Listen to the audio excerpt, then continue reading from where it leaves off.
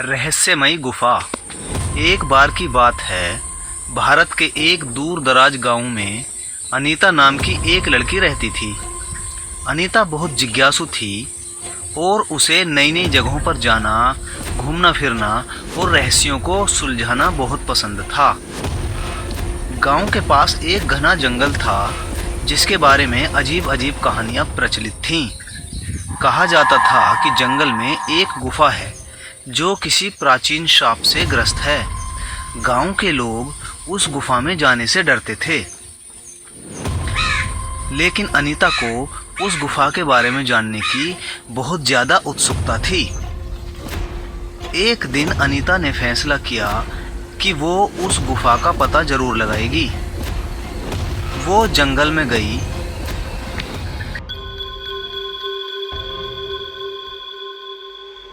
और घंटों तक चलती रही, जब तक कि उसे गुफा का मुंह नहीं मिल गया। गुफा अंधेरी और डरावनी थी, लेकिन अनीता बिना डरे चलती रही।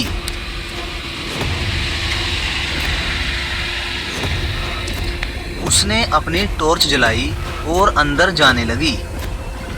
गुफा के अंदर जैसे ही अनीता ने कदम रखा तो कई अजीब गरीब आवाजें आने लगी। दीवारों पर अजीब अजीब चीजें दिखने लगी। दीवारों पर अजीबोगरीब चित्र बने हुए थे और हवाओं में एक अजीब सी गंध थी। अनीता धीरे धीरे आगे बढ़ रही थी। तभी अचानक उसने एक चमकदार रोशनी देखी। वो थोड़ा डर गई। वो रोशनी एक दरवाजे से आ रही थी।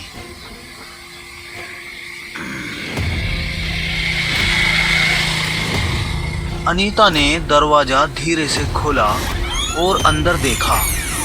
दरवाजे के पीछे एक विशाल कमरा था। कमरे के बीच में एक बड़ा सा मेज था। मेज पर एक किताब रखी थी। अनीता किताब के पास गई और उसे उठाया। किताब बहुत पुरानी थी और उसके पन्ने पीले पड़ गए थे। अनीता ने किताब खोली और पढ़ने लगी। किताब में एक शक्तिशाली जादूगरनी की कहानी थी जिसे गुफा में कैद कर दिया गया था। जादूगरनी ने किताब में एक श्राप लिखा था जिसके अनुसार जो कोई भी किताब को पढ़ेगा वो हमेशा के लिए उस गुफा में कैद हो जाएगा। अनीता घबरा गई और डरने लगी। वह नहीं चाहती थी कि वो उस गुफा में हमेशा के लिए कैद हो जाए, लेकिन अब देर हो चुकी थी।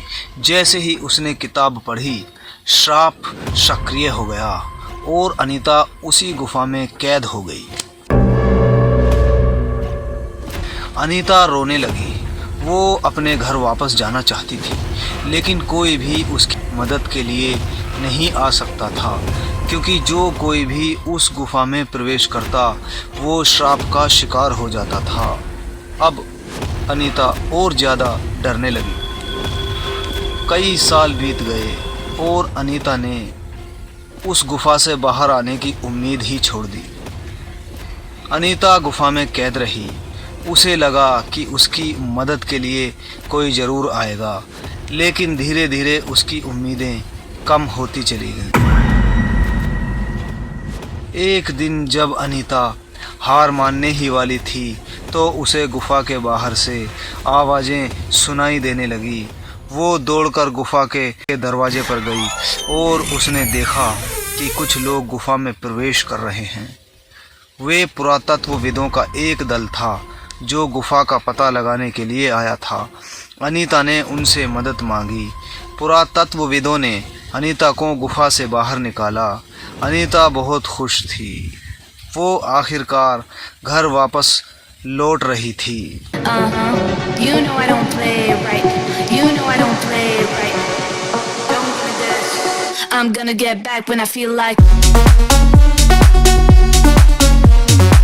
अपने घर आने के बाद अनीता ने अपनी कहानी किसी को नहीं बताई।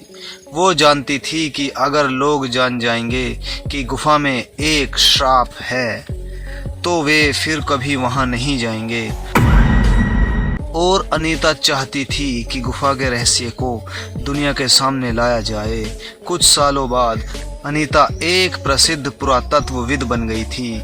उसने कई प्राचीन स्थलों का पता लगाया और कई रहस्यों को सुलझाया।